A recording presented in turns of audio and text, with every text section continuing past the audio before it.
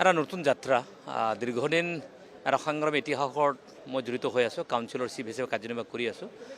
বিধানসভাৰ মজিয়ালৈকে আহিছোঁ মই আশা প্ৰকাশ কৰিম যোৱা 5টা বছৰত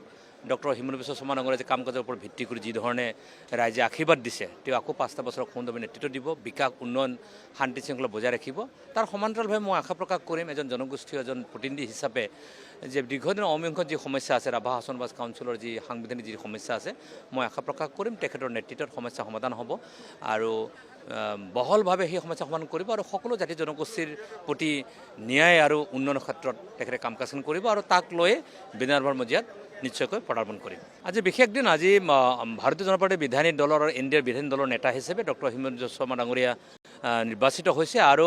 12 তাৰিখে তেখেতে দেশৰ প্ৰধানমন্ত্ৰী মোদী ডাঙৰীয়াৰ নেতৃত্বত তেওঁ শপত গ্ৰহণ কৰিব আৰু সেই শপত গ্ৰহণৰ আৰ্জি বা চৰকাৰ গঠনৰ আৰ্জি লৈ পেলাই যে আজি